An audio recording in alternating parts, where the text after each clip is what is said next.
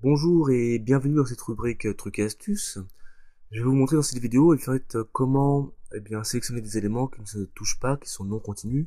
En l'occurrence ici les éléments 1, 3, 5 et 7. Dans un premier temps, on va voir l'utilisation des touches CTRL et SHIFT puisqu'on en a besoin. Donc je rappelle tout d'abord que la touche CTRL qui est donc sur votre clavier s'écrit CTRL qui se trouve à l'extrême gauche. Et la touche Shift est une grosse flèche qui monte.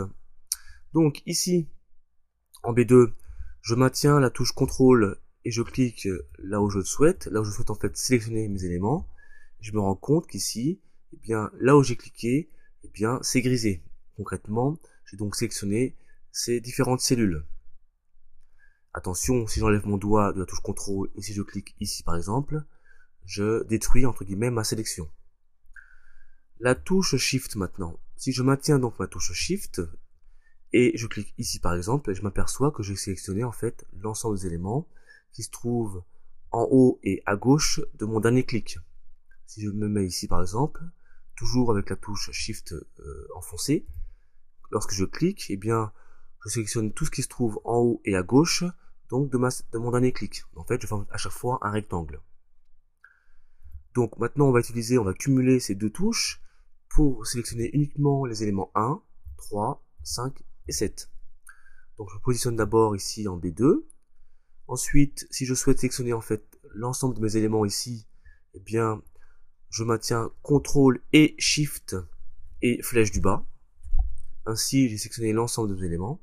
Alors attention, si j'insère par exemple une ligne et que ici donc je n'ai pas d'éléments, je vais donc recommencer ma manipulation.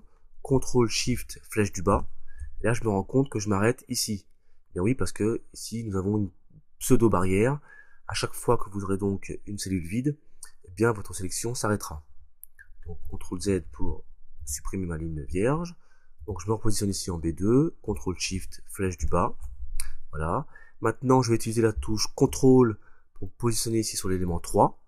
Remarquez qu'ici, j'ai toujours ma sélection. Également ici en D2. Et maintenant, CTRL SHIFT flèche du bas. Et j'ai bien ici deux colonnes qui sont sélectionnées, les éléments 1 et les éléments 3. Je veux faire de même ici pour les éléments 5 et 7. Donc touche CTRL enfoncé, je clique ici sur l'élément 5, CTRL SHIFT flèche du bas. J'ai maintenant trois colonnes qui sont sélectionnées. Ensuite, touche CTRL élément 7, CTRL SHIFT flèche du bas. Et j'ai bien maintenant mes éléments 1, 3, 5 et 7 qui sont sélectionnés.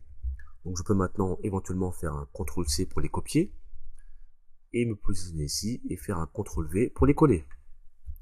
Voilà, maintenant j'ai bien collé mes éléments donc qui n'étaient pas les uns à côté des autres. On a donc utilisé les touches CTRL et SHIFT. Voilà, à très bientôt dans cette rubrique.